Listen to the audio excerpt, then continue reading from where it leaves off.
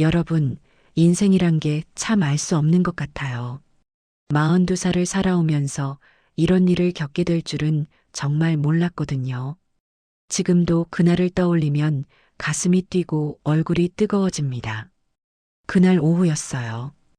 혜진 언니한테서 전화가 왔어요. 혜진 언니는 저보다 5살 많은데요.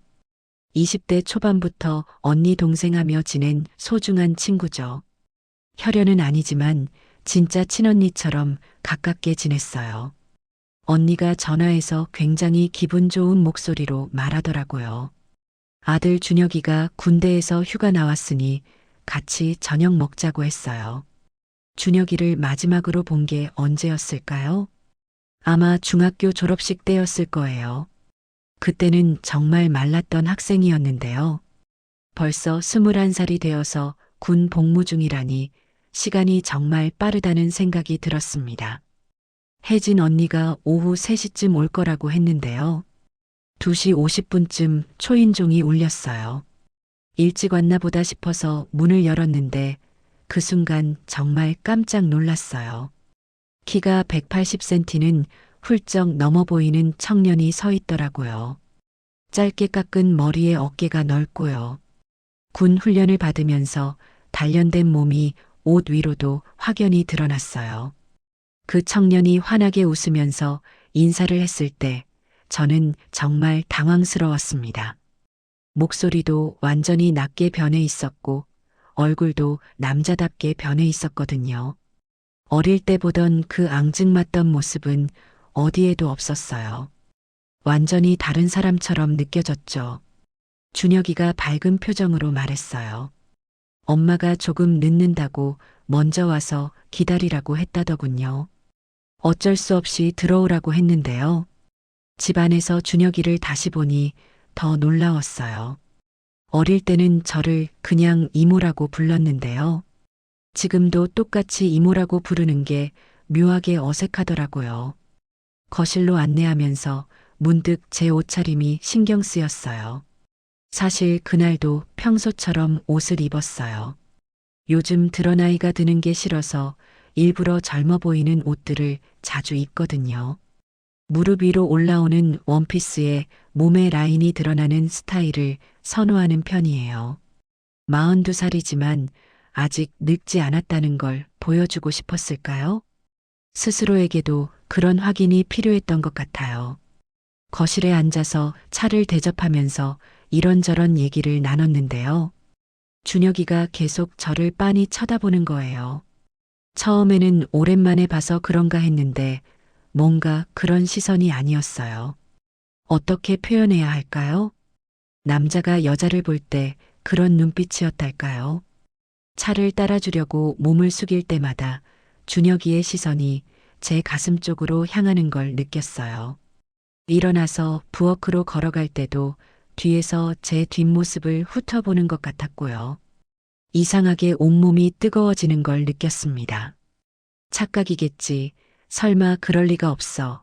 스스로에게 되뇌었지만 그 시선은 분명했어요. 준혁이가 갑자기 물어보더라고요. 이모는 왜 결혼을 안 하셨냐고요.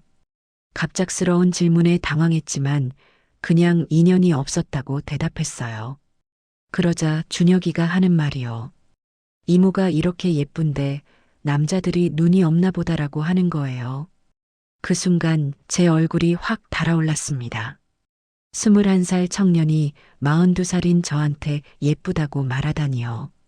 게다가 어릴 때부터 알고 지낸 준혁이가 말이에요. 뭔가 어색하고 이상한 기분이 들었어요. 그냥 사회성 발언이겠지. 군대 다녀와서 어른스러워진 거겠지 싶었지만요. 준혁이의 눈빛은 계속 저를 따라다녔어요. 준혁이는 계속해서 저를 칭찬했어요. 나이에 비해 너무 젊어 보인다고, 피부도 좋고 몸매도 좋다고 했어요.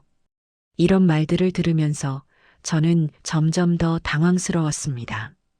이 아이가 저를 어떤 시선으로 보고 있는 건지 어렴풋이 알 것 같았거든요. 그때 준혁이가 갑자기 진지한 표정을 지으면서 말했어요. 이모 같은 분이 혼자 계시는 게 너무 아깝다고요. 분명히 좋은 분 만나실 거라고 했어요. 하지만 그 말투에서 뭔가 다른 의미가 느껴졌어요. 마치 자신이 그 좋은 사람이 되고 싶다는 듯한 뉘앙스였달까요? 그 순간 현관에서 열쇠 소리가 들렸어요. 혜진 언니가 도착한 모양이었어요.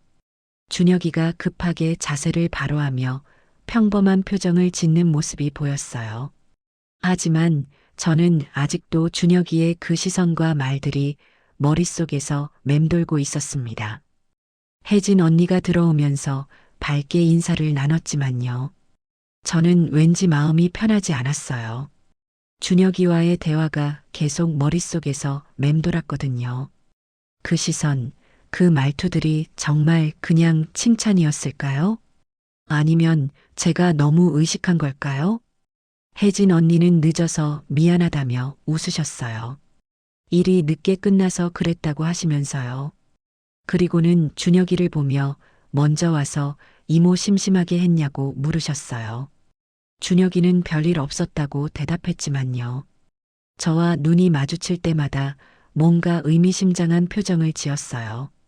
저녁을 같이 먹기로 했는데 준비하는 동안 준혁이가 도와주겠다고 부엌까지 따라왔어요. 혜진 언니는 거실에서 TV를 보고 계셨고요. 저희 둘만 부엌에 있게 됐죠. 부엌이 좁다 보니 자꾸 몸이 스치게 되더라고요. 제가 냉장고에서 뭔가를 꺼내려고 할 때요. 준혁이가 뒤에서 그릇을 건네주면서 몸이 밀착됐어요. 그때 준혁이의 단단한 가슴이 제 등에 닿는 걸 느꼈거든요. 순간 온몸에 전기가 흐르는 것 같았어요. 이건 우연이 아니야. 분명 의도적인 거야. 그런 생각이 들었지만 믿고 싶지 않았어요. 준혁이도 의도적으로 하는 것 같았어요. 싱크대 앞에서 설거지를 할 때도 굳이 제 뒤로 지나가면서 허리 부분을 스쳐 지나간다든지요. 양념을 건네줄 때 손을 일부러 오래 잡고 있는다든지 했어요. 이런 행동들이 저를 점점 더 의식하게 만들었어요. 가장 당황스러웠던 건 제가 높은 선반에 있는 그릇을 꺼내려고 발끝으로 서 있을 때였어요. 준혁이가 뒤에서 팔을 뻗어서 도와주겠다고 했는데요. 그때 준혁이의 몸이 완전히 제 등에 붙었거든요. 특히 그 아래쪽 부분이 제 허리에 닿는 걸 느꼈을 때는 정말 얼굴이 화끈거렸어요. 그때 혜진 언니가 부엌 쪽을 보시면서 뭐 하냐고 물으셨어요. 준혁이가 재빨리 몸을 떼며 그냥 요리 도와드린다고 대답했어요. 저도 급하게 마음을 진정시키려고 했지만 가슴이 계속 두근거렸어요. 심장 소리가 너무 커서 다들 들을 것 같았어요. 저녁을 먹는 동안에도 준혁이는 계속 저를 쳐다봤어요. 혜진 언니가 모르게 의미심장한 미소를 보내기도 하고요. 물을 따라줄 때 손을 살짝 스치게 하기도 했죠. 이런 작은 행동들이 저를 더욱 의식하게 만들었어요. 혜진 언니가 화장실에 가신 사이 준혁이는 더 대담해졌어요. 제 어깨에 손을 살짝 올렸다가 언니가 돌아오시면 재빨리 치우고요. 이런 긴장감 있는 상황이 계속 반복됐어요. 저는 이 상황을 어떻게 해야 할지 몰라서 그냥 모른 척 했어요. 그날 밤 혜진 언니와 준혁이가 돌아간 후에도 특별한 말은 없었어요. 그냥 평범하게 인사하고 헤어졌죠. 하지만 준혁이가 마지막에 저를 바라보던 그 눈빛이 계속 머릿속에서 맴돌았어요. 문을 닫고 나서도 한참 동안 그 자리에 서 있었어요. 이틀이 지났어요. 그동안 저는 계속 그날 일을 생각했어요. 부엌에서 몸이 스쳤을 때의 그 느낌, 준혁이의 시선, 그리고 그 모든 순간들이 머릿속에서 떠나지 않더라고요. 혹시 제가 너무 의식한 건 아닐까 싶기도 했지만요. 준혁이의 행동들은 분명 의도적이었어요. 새벽 1시쯤 됐을까요? 저는 샤워를 마치고 잠옷으로 갈아입고 있었는데 갑자기 초인종이 울렸어요. 이 시간에 누가 올까 싶어서 조심스럽게 인터폰을 확인했더니 준혁이가 서 있더라고요. 얼굴이 약간 빨갛고 술 냄새가 나는 것 같았어요. 문을 열자 준혁이가 미안하다며 말했어요. 친구들과 술을 마셨는데 집에 갈 차가 끊어졌다고요. 군인이라 돈도 별로 없어서 택시 타기도 애매하고 찜질방 가기도 그렇고 해서 하룻밤만 재워달라고 부탁하더라고요. 이 상황을 어떻게 해야 할까요? 거절하기에는 준혁이가 너무 곤란해 보였고요. 그렇다고 들여보내기에는 아까 그 일들이 계속 생각났어요. 하지만 결국 들어오라고 할 수밖에 없었죠. 밤늦은 시간에 혜진 언니 아들을 그냥 내보낼 수는 없었으니까요. 준혁이가 집에 들어오면서 정말 감사하다고 했어요. 그런데 제가 잠옷 차림이라는 걸 그제서야 깨달았어요. 얇은 원피스 형태의 잠옷이었는데 몸의 선이 다 드러나더라고요. 급하게 가운을 걸치려고 했는데 준혁이의 시선이 이미 제 몸을 훑어보고 있었어요. 새벽 1시에 술 취한 21살 청년과 단둘이 있게 된 상황이 너무 위험하게 느껴졌어요. 과연 이제 정말 둘만 남게 된 이 상황에서 어떤 일이 벌어질까요? 준혁이가 제 잠옷 차림을 보는 순간 눈빛이 달라지는 걸 느꼈어요. 얇은 원피스 형태의 잠옷이라 몸의 선이 다 드러났거든요. 급하게 가운을 걸치려고 했는데 준혁이가 괜찮다는 듯 고개를 저었어요. 새벽 1시에 술 취한 21살 청년과 단둘이 있게 된 상황이 너무 위험하게 느껴졌어요. 하지만 이미 들여보낸 이상 어쩔 수 없었죠. 준혁이에게 소파에서 자라고 했는데 물 좀 마시고 싶다고 하더라고요. 부엌으로 가서 컵에 물을 따르고 있는데 준혁이가 뒤따라왔어요. 제가 싱크대 앞에서 물을 따르고 있을 때 갑자기 뒤에서 준혁이의 팔이 제 허리를 감쌌어요. 정말 예상치 못한 일이었어요.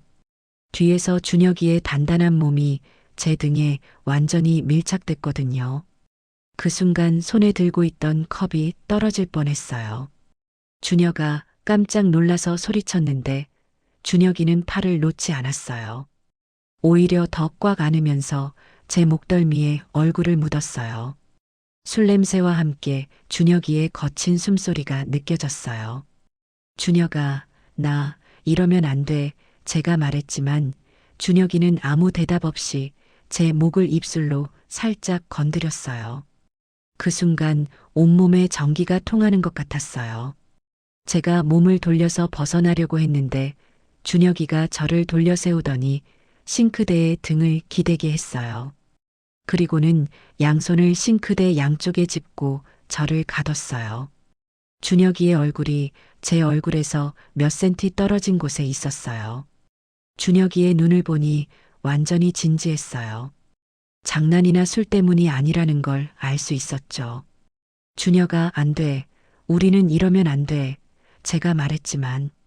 준혁이는 한 손으로 제 볼을 감싸더니 엄지손가락으로 제 입술을 살짝 건드렸어요. 그 터치가 너무 부드러워서 거부하기가 어려웠어요. 준혁이가 천천히 얼굴을 가까이 가져왔어요. 키스를 하려는 것 같았어요. 제 마음은 거부하고 싶었지만 몸은 움직이지 않았어요. 정말 오랫동안 이런 스킨십을 받아본 적이 없었거든요. 그때 제가 간신히 고개를 돌렸어요. 준혁이의 입술이 제 볼에 닿았어요. 준혁이는 멈추지 않고 제 귀 아래쪽부터 목까지 천천히 입술을 옮겨갔어요. 정말 어떻게 해야 할지 모르겠더라고요. 이건 정말 안 되는 일인데 제 몸은 점점 준혁이에게 기대고 있었어요. 준혁이의 따뜻한 체온과 터치가 너무 간절했거든요. 준혁이가 제 어깨끈을 살짝 내리더니 어깨에 입맞춤을 했어요. 그 순간 제 무릎에 힘이 빠지는 것 같았어요. 이런 상황에서 제 이성은 점점 흐려져 갔어요. 준혁아, 정말 안 돼. 언니한테 어떻게 말해. 마지막으로 제가 말했지만 준혁이는 저를 꽉 안으면서 제 등을 쓰다듬었어요. 그 손길이 너무 달콤해서 더 이상 거부할 수 없을 것 같았어요. 그때 갑자기 핸드폰 진동 소리가 들렸어요. 준혁이의 핸드폰이었어요. 그 소리에 우리 둘 다 정신이 번쩍 들었죠. 준혁이가 잠시 멈추면서 핸드폰을 확인했어요. 그 틈에 제가 준혁이를 밀어내고 부엌에서 나왔어요. 심장이 미친 듯이 뛰고 있었어요. 방금 무슨 일이 일어날 뻔한 건지 생각하니까 무서웠어요. 준혁이도 거실로 나와서 저를 바라봤어요. 서로 말은 없었지만 방금 있었던 일이 얼마나 위험했는지 둘 다 알고 있었어요. 과연 이 상황을 어떻게 정리해야 할까요? 그날 밤 저는 한잠도 못 잤어요. 준혁이가 소파에서 자고 있는 걸 알면서도 계속 어젯밤 일이 머릿속에서 맴돌았거든요. 준혁이의 터치, 그 따뜻한 숨결, 그리고 제가 느꼈던 그 묘한 감정들까지요. 새벽 6시쯤 되니까 준혁이가 일어나는 소리가 들렸어요. 저도 잠이 안 와서 부엌으로 나가 물을 마시고 있었는데 준혁이가 화장실에서 나와서 저와 마주쳤어요.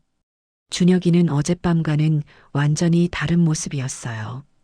어색해하거나 미안해하는 기색이 전혀 없었거든요. 오히려 더 당당하고 자신감 있어 보였어요. 제 눈을 똑바로 쳐다보면서 미소까지 지었어요. 아침 준비를 해주겠다고 했는데 준혁이가 도와주겠다며 또 부엌으로 따라왔어요. 어젯밤 그 일이 있었던 바로 그 부엌이었죠. 제 심장이 다시 빨리 뛰기 시작했어요.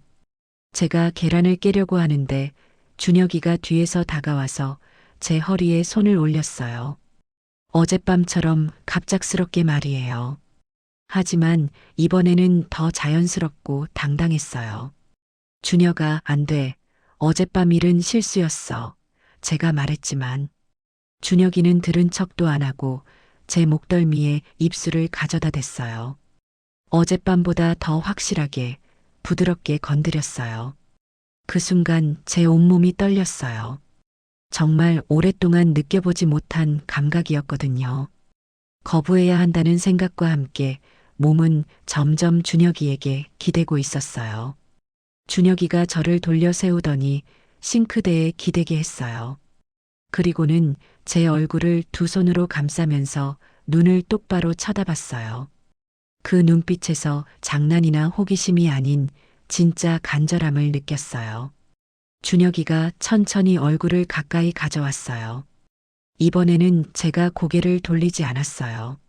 아니, 돌릴 수가 없었어요. 준혁이의 입술이 제 입술에 닿았을 때 제 마지막 이성이 무너져 내렸어요. 입맞춤이 끝나고 준혁이가 제 잠옷끈을 살짝 만졌어요. 제가 멈추라고 손으로 막으려고 했는데 준혁이가 제 손을 잡고 천천히 내렸어요. 그러면서 제 어깨에 입술을 가져다 댔어요. 정말 어떻게 해야 할지 모르겠더라고요. 머릿속으로는 안 된다고 생각하면서도 몸은 준혁이의 터치에 반응하고 있었어요. 42살까지 혼자 살아오면서 쌓인 외로움이 한순간에 무너져 내리는 것 같았어요. 준혁이가 제 허리를 들어 올려서 싱크대 위에 앉혔어요. 그리고는 제 다리 사이에 서서 더 간절하게 입술을 탐했어요.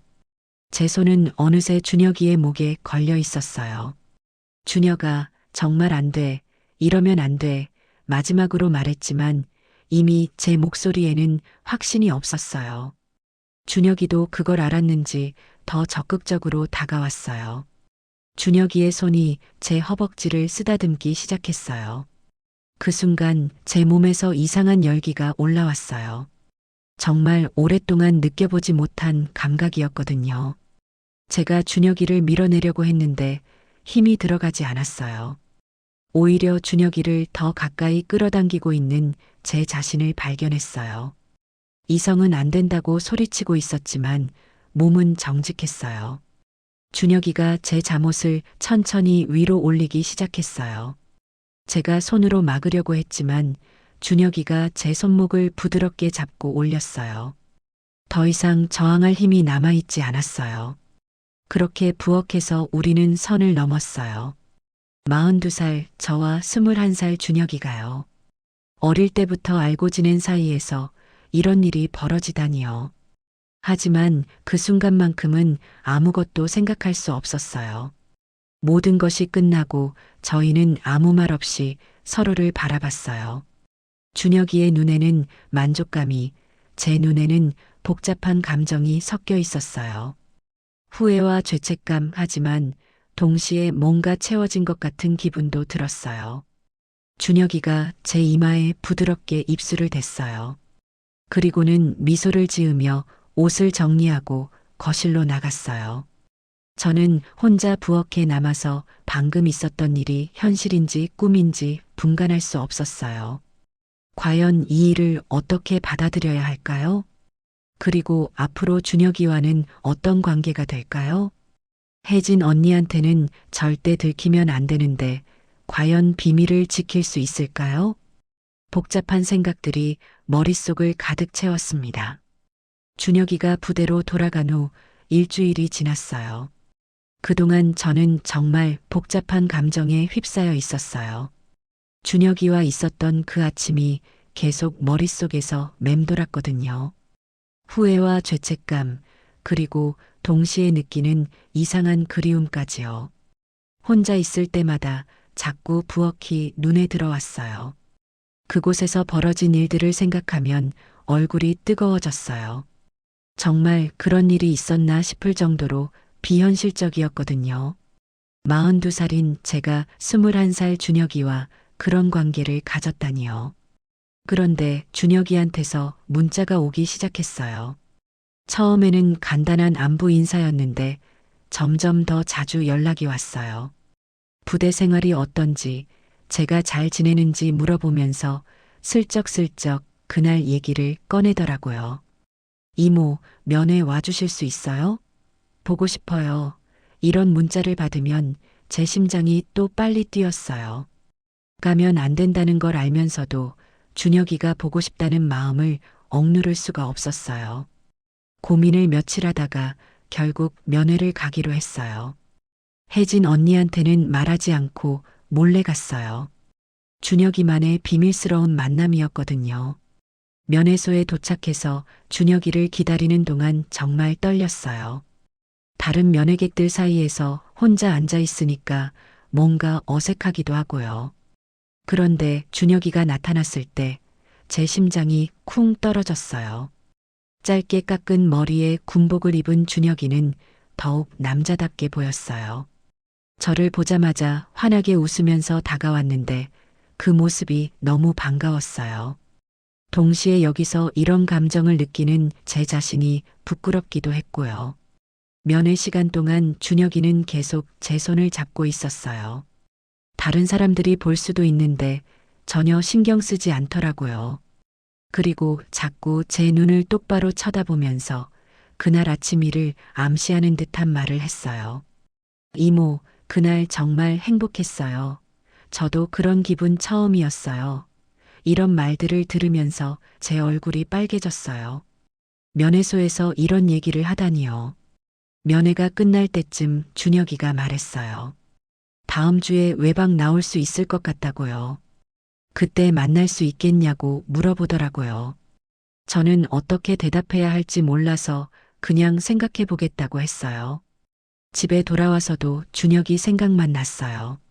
면회 때 준혁이가 제 손을 잡던 느낌, 저를 바라보던 그 간절한 눈빛까지요. 안 된다는 걸 알면서도 자꾸 다음 주가 기다려졌어요. 드디어 준혁이가 외박 나오는 날이 됐어요. 준혁이가 문자로 부대 근처 카페에서 만나자고 했어요. 정말 가야 할까 고민했지만 결국 그곳으로 향했어요. 카페에 도착하니까 준혁이가 이미 와서 기다리고 있었어요. 군복을 입은 모습이었는데 면회 때보다 더 당당해 보였어요. 외박이라 그런지 표정도 한결 편안했고요. 준혁이와 함께 커피를 마시고 근처를 걸으면서 대화를 나눴어요. 군대 생활 얘기도 하고 제 근황도 물어보고요. 준혁이가 중간에 사복으로 갈아입고 싶다며 잠깐 어디 들렀다가 다시 나왔는데요. 사복을 입은 모습이 정말 달라 보였어요. 더 어른스럽고 매력적이었어요. 저녁 시간이 되어서 같이 식사를 했어요. 준혁이가 저를 대하는 태도가 면회 때보다 더 적극적이었어요. 자꾸 제 손을 잡으려고 하고 제 눈을 똑바로 쳐다보면서 의미심장한 미소를 지었어요. 밤이 깊어지면서 준혁이가 조심스럽게 말했어요. 오늘 밤 같이 있고 싶다고 모텔을 잡았다고 하더라고요. 저는 어떻게 대답해야 할지 몰라서 그냥 고개를 끄덕였어요. 모텔에 들어가니까 준혁이가 저를 바로 안아줬어요.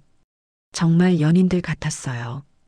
그 순간 모든 고민과 죄책감이 사라졌어요. 밤이 되어서 침대에 누워 있는데 준혁이가 저를 꽉 안아줬어요. 정말 오랫동안 이런 따뜻함을 느껴보지 못했었거든요. 준혁이의 품에서 잠들 때까지 정말 행복했어요. 그런데 새벽에 제 핸드폰이 울렸어요. 혜진 언니한테서 전화가 온 거였어요. 깜짝 놀라서 일어났는데 준혁이도 같이 깨더라고요. 여보세요. 언니, 제가 조심스럽게 전화를 받았어요. 서연아, 지금 어디야? 집에 전화했는데 안 받더라. 언니의 목소리가 들려왔어요. 아, 언니, 나 잠깐 나와 있어. 제가 최대한 자연스럽게 대답하려고 했어요. 이 시간에 어디 나가 있어? 벌써 새벽 2시야. 언니가 의아해 하더라고요. 친구 만나서 늦어졌어. 언니가 뭔가 이상하다는 듯한 톤으로 물어봤어요. 집 아닌 것 같은데 소리가 다르네. 제 심장이 쿵 떨어졌어요. 아, 택시 아니야. 지금 집에 가고 있어. 거짓말을 하면서도 준혁이가 옆에서 저를 바라보고 있는 게 느껴졌어요. 그래, 조심해. 언니가 더 이상 추궁하지 않고 전화를 끊었어요. 전화를 끊고 나니까 준혁이가 괜찮냐고 물어봤어요. 저는 괜찮다고 했지만 사실 정말 아찔했어요. 만약 혜진 언니가 제 집에 직접 와봤다면 어떻게 됐을까요? 그 일 때문에 더 이상 잠이 오지 않았어요. 준혁이는 다시 저를 안아주면서 걱정하지 말라고 했지만요. 혜진 언니에게 거짓말을 하고 있다는 죄책감이 밀려왔어요. 아침이 되어서 준혁이와 헤어질 때 정말 복잡한 기분이었어요. 행복했지만 동시에 불안하기도 했어요. 이런 관계를 계속 유지할 수 있을까요? 혜진 언니한테 들키지 않고 말이에요. 준혁이가 부대로 돌아가면서 다음에 또 만나자고 했어요. 저는 대답 대신 그냥 미소만 지었어요.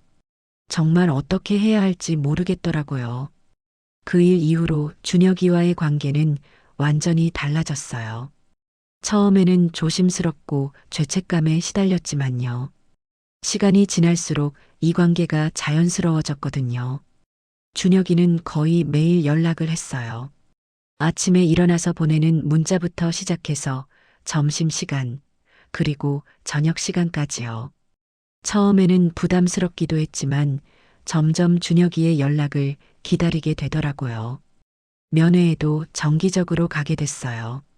한 달에 2번 정도는 꼭 갔죠. 혜진 언니한테는 말하지 않고 몰래 갔어요. 준혁이만의 비밀스러운 만남이었거든요. 면회에 갈 때마다 준혁이는 더욱 적극적이 됐어요. 처음에는 조심스럽게 손만 잡았는데요. 이제는 면회객들이 별로 없을 때 제 볼에 살짝 입맞춤도 했어요. 이런 대담한 행동들이 저를 더욱 두근거리게 만들었어요. 외박도 한 달에 한 번씩은 나왔어요. 그럴 때마다 저희는 부대 근처에서 만나서 하루 종일 함께 시간을 보냈어요. 처음에는 어색했지만 이제는 정말 연인 같은 분위기였어요. 카페에서 데이트하고 영화도 보고 맛있는 음식도 먹고요. 준혁이가 군복이 아닌 사복을 입었을 때는 나이 차이가 전혀 느껴지지 않았어요. 오히려 준혁이가 더 어른스러워 보일 때도 있었죠. 밤에는 항상 모텔에서 함께 시간을 보냈어요. 처음에는 어색하고 죄책감도 들었지만요. 이제는 그런 감정보다는 행복감이 더 컸어요. 준혁이의 품에서 잠들 때면 정말 평온했거든요.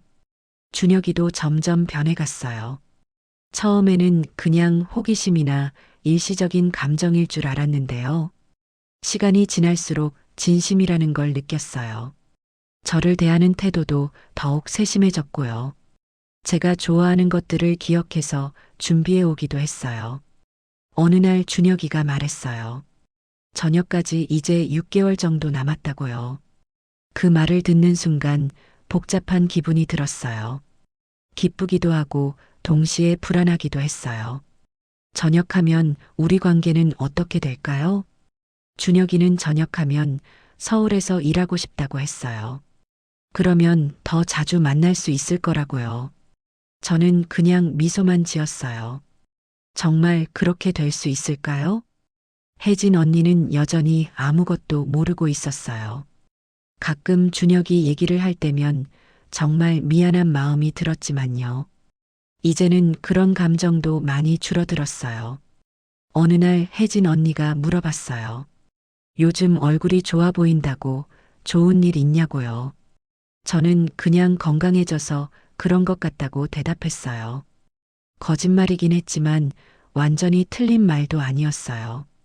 준혁이와 함께 있으면서 정말 활기를 되찾았거든요. 준혁이와의 관계는 이제 제 일상의 일부가 됐어요. 준혁이의 연락을 기다리고 면회 날짜를 손꼽아 세고 외박 때 어디서 만날지 계획하고요. 이런 것들이 제 삶에 새로운 활력을 불어넣어줬어요. 물론 가끔은 이 관계가 과연 옳은 건지 고민이 들기도 해요. 나이 차이도 그렇고 혜진 언니를 속이고 있다는 것도 그렇고요. 하지만 준혁이와 함께 있을 때 그 행복감을 포기할 수는 없었어요. 준혁이는 자주 말해요. 나이는 숫자일 뿐이라고, 중요한 건 서로의 마음이라고요. 처음에는 그저 철없는 소리라고 생각했는데요. 이제는 정말 그럴 수도 있다는 생각이 들어요. 앞으로 우리가 어떻게 될지는 모르겠어요. 준혁이가 전역하고 나면 상황이 또 달라질 테니까요. 하지만 지금 이 순간만큼은 정말 행복해요.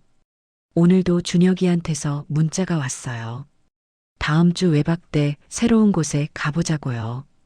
저는 기대되는 마음으로 답장을 보냈어요. 어디든 좋다고요. 창밖을 보니 봄이 오고 있더라고요. 새로운 계절, 새로운 시작이요. 준혁이와 저에게도 어떤 새로운 변화가 있을까요? 기대 반, 걱정 반으로 그날을 기다리고 있어요. 다음 주 외박 날이 다가왔어요. 준혁이가 이번엔 특별한 곳을 예약했다고 문자를 보냈어요.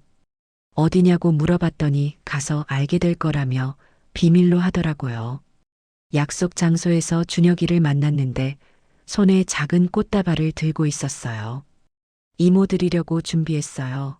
준혁이가 수줍게 웃으며 건네줬어요. 그 순간 제 가슴이 뭉클해졌어요. 언제 이런 낭만적인 선물을 받아본 적이 있었을까요? 준혁이가 데려간 곳은 한적한 펜션이었어요. 바다가 보이는 조용한 곳이었죠. 이틀 동안 예약했다고 했어요. 혜진 언니한테는 어떻게 말할 거냐고 물었더니요. 걱정하지 말라고 친구들이랑 여행 간다고 했다더라고요. 펜션 안은 아늑하고 따뜻했어요. 창밖으로 보이는 바다가 정말 아름다웠죠. 준혁이가 제 뒤에서 껴안으며 말했어요. 이모가 좋아하실 것 같아서 여기로 정했다고요. 저는 준혁이의 배려에 또 한 번 감동했어요. 저녁은 준혁이가 직접 장을 봐서 요리를 해줬어요. 군대에서 취사병 생활을 했다며 자신 있게 요리하는 모습이 대견했어요. 간단한 파스타였지만 정말 맛있었어요. 함께 식사를 하면서 이런저런 얘기를 나눴어요.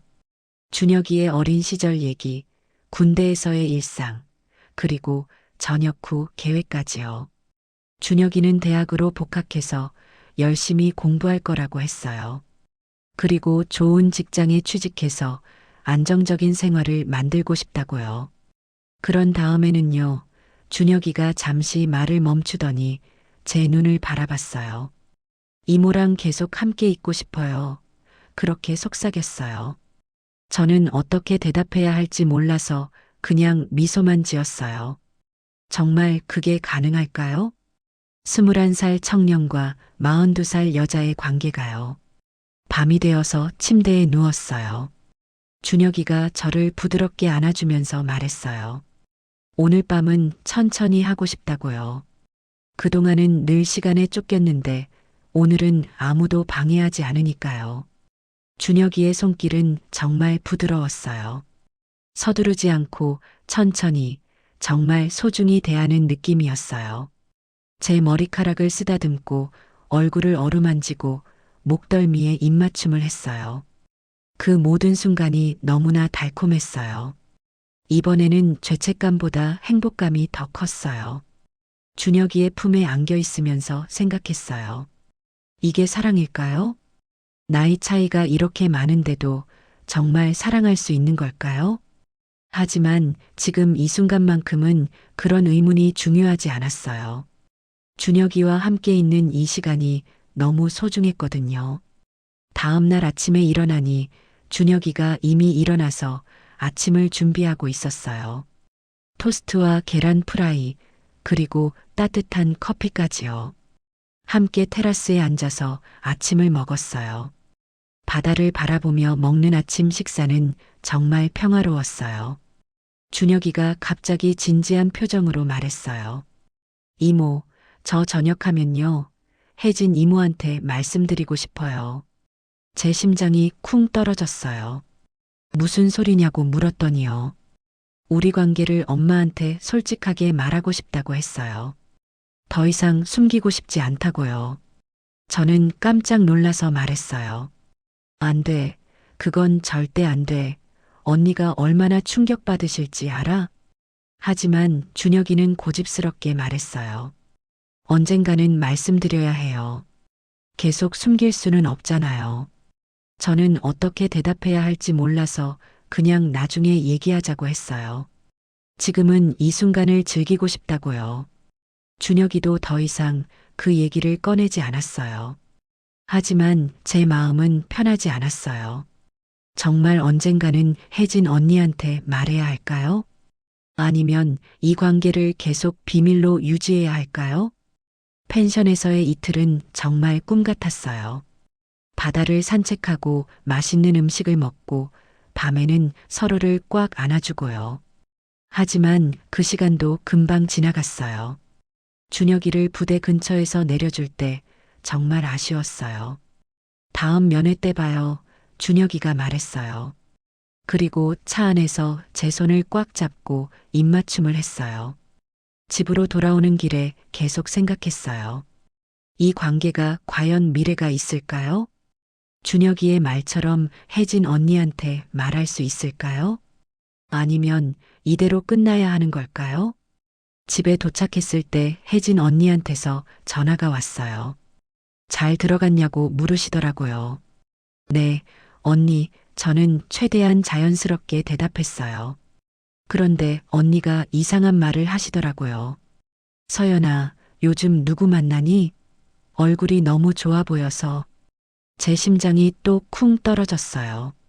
아니야, 언니, 그냥 운동 열심히 해서 그런가 봐. 거짓말을 했어요. 그래, 그럼 다행이다. 혜진 언니는 의심하지 않는 것 같았어요. 전화를 끊고 나서 한숨을 쉬었어요. 이렇게 계속 거짓말을 하는 게 맞는 걸까요? 며칠 후 준혁이한테서 문자가 왔어요. 이모, 저 다음 주에 특별 휴가 받았어요. 사흘 동안 쉴 수 있대요.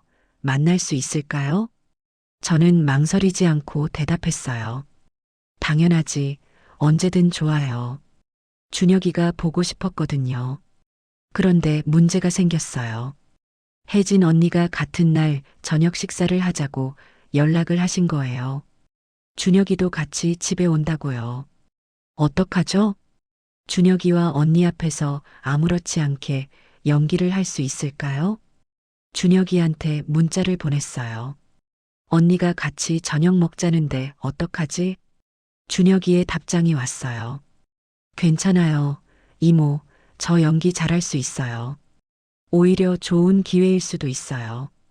무슨 뜻인지 몰라서 물어봤더니요.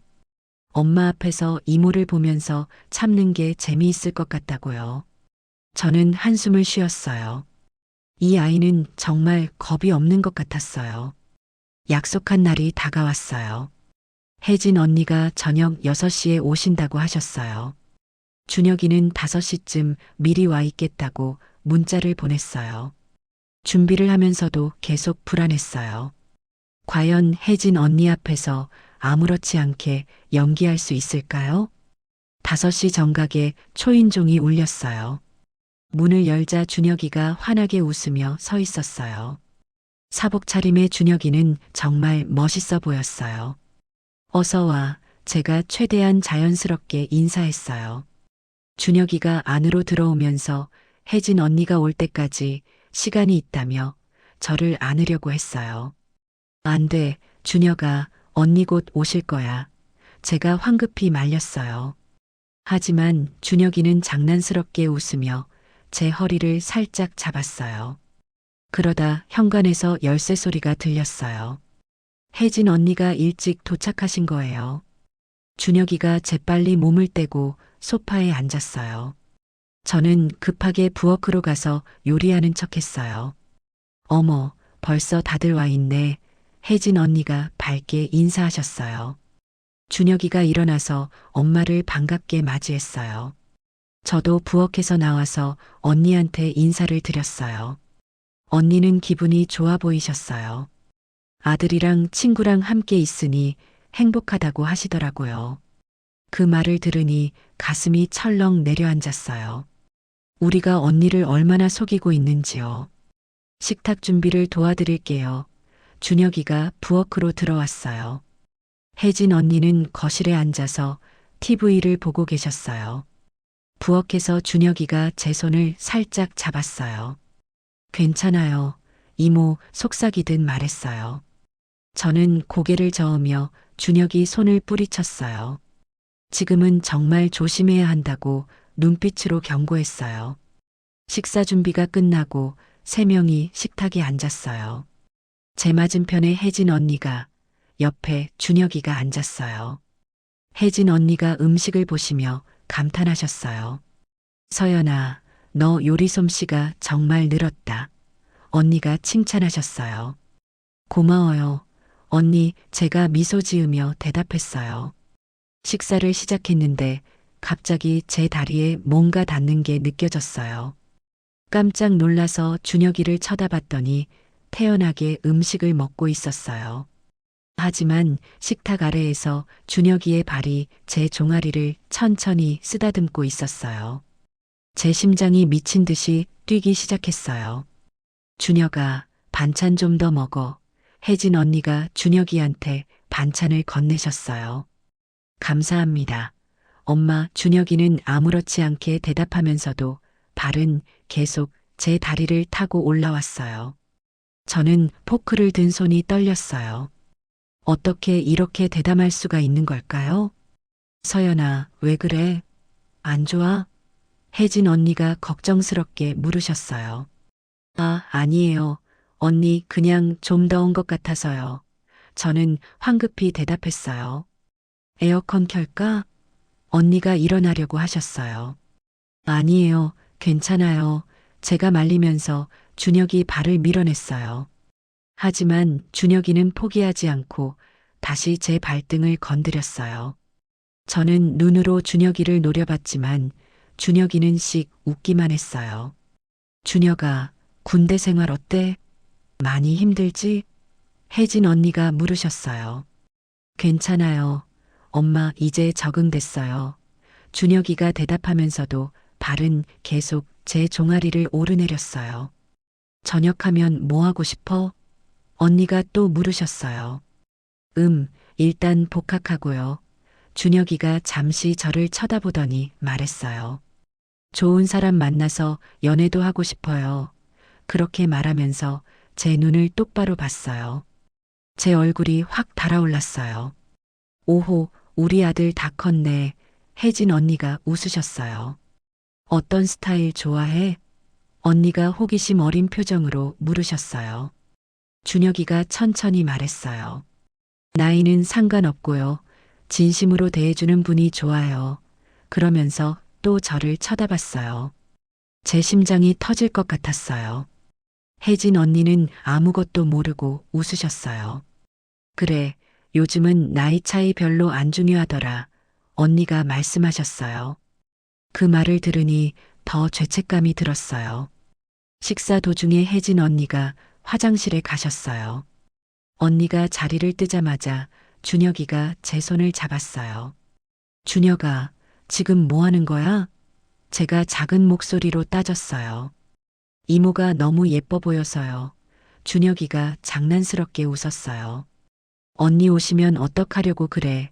제가 손을 빼려고 했지만 준혁이가 놓아주지 않았어요. 그때 화장실 문이 열리는 소리가 들렸어요. 준혁이가 재빨리 손을 놓고 자연스럽게 물을 마셨어요. 혜진 언니가 돌아오셔서 다시 앉으셨어요. 서연아, 요즘 정말 예뻐졌다. 언니가 갑자기 말씀하셨어요. 무슨 관리해? 피부도 좋고 얼굴에 윤기가 나. 언니가 궁금해 하셨어요. 그냥 운동 좀 하고 있어요. 제가 얼버무렸어요. 그래, 나도 같이 다닐까? 혜진 언니가 웃으며 말씀하셨어요. 준혁이가 끼어들었어요. 이모 정말 예쁘시죠? 저도 깜짝 놀랐어요. 그렇게 말하면서 또 제 다리를 발로 건드렸어요. 그러게, 우리 서연이 원래 미인이었지. 혜진 언니가 자랑스럽게 말씀하셨어요. 저는 더 이상 견딜 수가 없어서 자리에서 일어났어요. 커피 타올게요. 그렇게 말하고 부엌으로 들어갔어요. 심장이 너무 빨리 뛰어서 숨을 고르려고 했어요. 준혁이가 또 따라 들어왔어요. 제가 커피를 타고 있는데 뒤에서 준혁이가 제 허리를 살짝 감쌌어요. 준혁아, 미쳤어? 언니 보시면 어떡해. 제가 속삭이듯 말했어요. 안 보여요. 지금 TV 보고 계셔요. 준혁이가 제 귓가에 대고 속삭였어요. 그래도 안 돼. 제가 준혁이를 밀어냈어요. 준혁이가 아쉬운 표를 지으며 물러났어요. 이따가 엄마 가시면 그때 보자고요. 준혁이가 웃으며 말했어요. 커피를 들고 거실로 나왔어요. 혜진 언니는 정말 TV를 보고 계셨어요. 커피를 마시면서 이런저런 얘기를 나눴어요. 언니는 최근에 있었던 일들을 얘기하셨고요. 저와 준혁이는 최대한 자연스럽게 반응했어요. 8시쯤 되니 혜진 언니가 일어나셨어요. 나 이제 가야겠다. 내일 아침 일찍 일이 있어서 언니가 말씀하셨어요. 벌써요? 좀 더 계시지 그래요. 제가 말했지만 사실 안도했어요. 아니야, 너희 둘이 좀 있어. 언니가 웃으며 말씀하셨어요. 그 말에 제 심장이 또 쿵 떨어졌어요. 준혁아, 너도 이모한테 패 끼치지 말고 일찍 들어가. 혜진 언니가 준혁이한테 말씀하셨어요. 네, 엄마. 준혁이가 대답했지만 저는 그게 거짓말인 걸 알았어요. 혜진 언니를 현관까지 배웅했어요. 잘 가, 언니. 조심히 들어가세요. 제가 인사드렸어요. 그래, 오늘 고마웠어. 언니가 저를 꽉 안아주셨어요. 그 순간 정말 미안했어요. 이렇게 좋은 언니를 속이고 있다는 게요. 문을 닫고 돌아서니 준혁이가 바로 저를 안아버렸어요. 드디어 가셨네요. 준혁이가 안도하듯 말했어요. 준혁아, 오늘 너무 위험했어. 제가 한숨을 쉬었어요. 괜찮았어요. 엄마는 전혀 눈치 못 채셨어요. 준혁이가 자신 있게 말했어요. 그래도 다음부터는 조심해야 해. 제가 걱정스럽게 말했어요. 알겠어요. 이모. 준혁이가 제 이마에 입맞춤을 했어요. 그리고는 저를 소파로 이끌었어요. 오늘 참느라 힘들었어요. 준혁이가 속삭였어요. 나도 마찬가지야. 제가 솔직하게 대답했어요. 준혁이가 저를 꽉 안으며 입술을 가져다 댔어요. 그동안 참았던 감정이 한꺼번에 터져 나왔어요. 준혁이의 저녁이 한 달 앞으로 다가왔어요. 이상하게 그 소식을 듣고 나니 불안해지기 시작했어요. 지금까지는 군대라는 핑계가 있었잖아요. 면회 간다. 외박 나왔다. 이런 이유들이 있었는데요. 전역하고 나면 우리 관계가 어떻게 될까요? 준혁이는 여전히 낙관적이었어요. 이모, 전역하면 더 좋아질 거예요. 매일 볼 수 있잖아요. 그렇게 문자를 보내왔지만 저는 마음이 편하지 않았어요. 어느 날 혜진 언니한테서 전화가 왔어요. 서연아, 준혁이 전역하면 자취할 거래. 언니가 말씀하셨어요. 그래, 잘 됐네. 언니, 제가 최대한 자연스럽게 대답했어요. 근데 말이야, 요즘 준혁이가 좀 이상해. 혜진 언니의 목소리에 의심이 묻어났어요. 제 심장이 쿵 떨어졌어요. 뭐가 이상한데, 언니? 제가 조심스럽게 물었어요. 자꾸 어디 나간다고 하고 누구 만나냐고 물으면 친구들이래. 언니가 말씀하셨어요. 혹시 여자친구 생긴 거 아닐까? 그런데 왜 말을 안 하는지 모르겠어. 저는 숨이 막히는 것 같았어요. 글쎄, 군인들 원래 그렇잖아. 언니, 제가 얼버무렸어요. 그렇긴 한데 혜진 언니가 한숨을 쉬셨어요. 뭔가 숨기는 것 같아서 신경 쓰여. 전화를 끊고 나서 한참 동안 가슴이 두근거렸어요. 혜진 언니가 눈치채고 계신 걸까요? 준혁이한테 바로 문자를 보냈어요. 언니가 너 요즘 이상하다고 하시는데 조심해. 준혁이의 답장이 왔어요. 걱정 마세요. 이모 괜찮아요. 하지만 저는 괜찮지 않았어요. 마지막 면회 날이 왔어요. 이제 다음에 만나면 준혁이는 민간인이에요. 면회소에서 준혁이를 마주했을 때 묘한 기분이 들었어요. 이모, 일주일만 기다리세요. 준혁이가 제 손을 잡으며 말했어요. 전역하면 정말 자유로워질 거예요. 저는 미소를 지었지만 속으로는 복잡했어요. 정말 자유로워질 수 있을까요? 아니면 더 조심해야 할까요? 드디어 저녁식 날이 왔어요. 준혁이가 멀리서라도 와달라고 부탁했어요. 저는 사람들 틈에 섞여서 멀찍이 서 있었어요. 혜진 언니는 앞쪽에서 아들을 기다리고 계셨죠. 군인들이 하나씩 나올 때마다 제 심장이 뛰었어요. 준혁이가 나왔을 때 정말 달라 보였어요. 군복을 벗은 모습이 정말 멋있었어요. 혜진 언니가 준혁이를 꽉 안아주시는 모습을 보며 눈시울이 뜨거워졌어요. 준혁이가 주위를 둘러보다가 저를 발견했어요.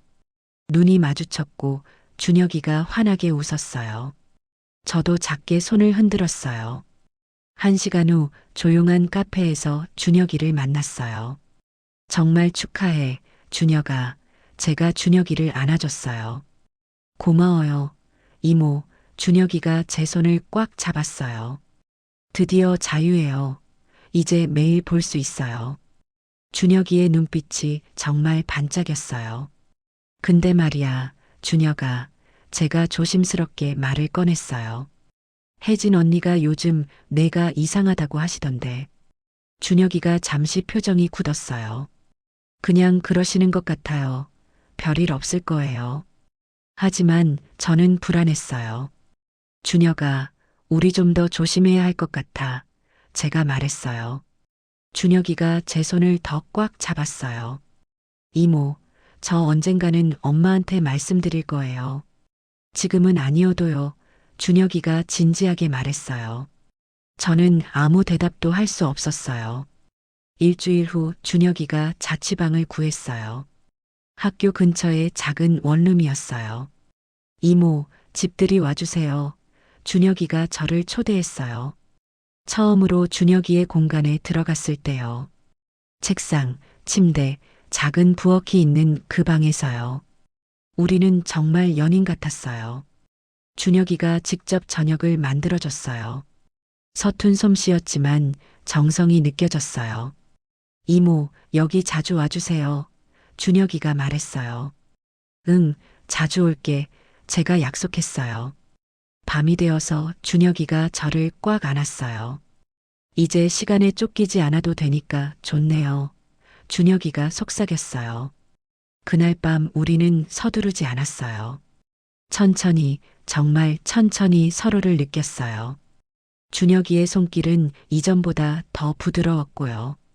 제 이름을 부르는 목소리는 더 간절했어요. 모든 게 끝나고 준혁이의 품에 안겨 있을 때요. 이게 꿈은 아닐까 하는 생각이 들었어요. 42살 저와 21살 준혁이가요. 이렇게 행복할 수 있다니요.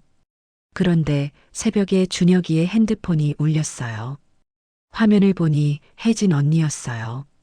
준혁이가 당황하며 전화를 받았어요. 네, 엄마, 지금요? 아, 친구 집이에요. 준혁이의 목소리에 긴장이 묻어났어요. 왜요? 무슨 일 있어요? 아니, 괜찮아요. 전화를 끊고 준혁이가 저를 봤어요. 엄마가 지금 어디냐고 집에 전화했는데 안 받았대요. 제 심장이 또 쿵 떨어졌어요. 혹시 의심하시는 거 아닐까요? 괜찮을 거예요. 이모, 준혁이가 저를 안심시켰어요. 하지만 저는 마음이 편하지 않았어요. 그 후로 몇 주가 지났어요. 준혁이와 저는 계속 만났어요. 주말마다 여행도 가고 평일 저녁에도 자주 봤어요. 하지만 항상 조심해야 했어요. 혜진 언니 눈에 띄지 않게요. 어느 날 준혁이의 자취방에서 함께 있을 때였어요. 갑자기 문 두드리는 소리가 들렸어요. 준혁아, 나야. 엄마 혜진 언니의 목소리였어요. 저는 얼어붙었어요. 준혁이도 창백해졌어요. 잠깐만요. 엄마, 준혁이가 황급히 대답했어요. 저는 급하게 옷을 주워 입고 화장실로 숨었어요. 심장이 터질 것 같았어요. 준혁이가 문을 열었어요. 엄마, 왜 왔어요? 준혁이의 목소리가 들렸어요. 반찬 좀 갖다 주려고. 전화 안 받길래 혜진 언니의 목소리였어요. 아, 미안해요. 자고 있었어요. 화장실에 숨어서 숨도 제대로 쉴 수 없었어요. 혹시 언니가 화장실 문을 열면 어떡하죠? 다행히 혜진 언니는 금방 가셨어요. 그럼 나 갈게. 밥 잘 챙겨 먹고. 언니의 목소리가 멀어졌어요. 문 닫히는 소리가 들렸어요. 한참 후에 준혁이가 화장실 문을 두드렸어요. 이모, 갔어요. 준혁이의 목소리가 떨리고 있었어요. 문을 열고 나왔을 때 준혁이와 저는 한참 동안 서로를 바라봤어요. 정말 위험했어요. 제가 한숨을 쉬었어요. 미안해요. 이모, 준혁이가 저를 안았어요. 엄마가 갑자기 오실 줄 몰랐어요. 괜찮아. 제가 준혁이를 토닥였어요. 하지만 가슴은 아직도 두근거렸어요. 그날 이후로 더 조심하게 됐어요. 준혁이 자취방에도 함부로 가지 못했어요. 대신 제 집에서 주로 만났죠. 그런데 준혁이가 말했어요. 이모, 이렇게 숨어 다니는 거 힘들지 않으세요? 힘들지. 제가 솔직하게 대답했어요. 하지만 어쩔 수 없잖아. 준혁이가 제 손을 잡았어요. 언젠가는 당당하게 만날 수 있을 거예요. 정말 그럴 수 있을까요? 아직은 알 수 없어요. 오늘도 준혁이한테서 문자가 왔어요. 이모, 내일 뭐해요? 같이 저녁 먹어요. 저는 혜진 언니 일정부터 확인했어요. 내일 언니가 모임 있다고 하셨으니 괜찮겠죠. 좋아, 내일 봐. 답장을 보냈어요. 창밖을 보니 겨울이 가고 봄이 오고 있었어요. 계절은 변하는데 우리는 여전히 이렇게 조심스럽게 만나고 있네요. 앞으로 우리가 어떻게 될지는 모르겠어요. 혜진 언니한테 언젠가 들킬까요? 아니면 준혁이 말대로 언젠가 당당하게 만날 수 있을까요? 지금은 알 수 없어요. 하지만 확실한 건요. 지금 이 순간 준혁이와 함께 있을 때는 정말 행복하다는 거예요. 그것만으로도 충분한 것 같아요. 핸드폰이 또 울렸어요. 혜진 언니한테서였어요. 서연아, 내일 저녁 시간 있어? 오랜만에 밥 먹자. 제 손이 떨렸어요. 내일은 준혁이랑 약속이 있는데요. 어떡하죠? 미안, 언니, 내일 약속이 있어서 답장을 보냈어요. 그래, 누구 만나? 언니의 답장이 왔어요. 친구요, 제가 또 거짓말을 했어요. 알았어. 그럼 다음에 보자. 언니의 답장이었어요. 핸드폰을 내려놓고 한숨을 쉬었어요. 이렇게 계속 거짓말을 하는 게 맞는 걸까요? 하지만 준혁이 얼굴을 떠올리면요. 조금 더 힘을 낼 수 있을 것 같아요. 내일 또 준혁이를 만나요. 모레도 그 다음 날도요. 이 비밀스러운 관계가 언제까지 갈지는 모르지만요. 지금은 그저 하루하루가 소중해요. 여러분, 사랑이란 게 참 복잡한 것 같아요. 행복하면서도 불안하고요. 설레면서도 두렵고요. 하지만 그게 사랑인가 봐요. 준혁이와 저의 이야기가 어떻게 끝날지는 아무도 몰라요. 어쩌면 우리도 모를 거예요. 하지만 지금 이 순간만큼은요. 후회 없이 살고 싶어요.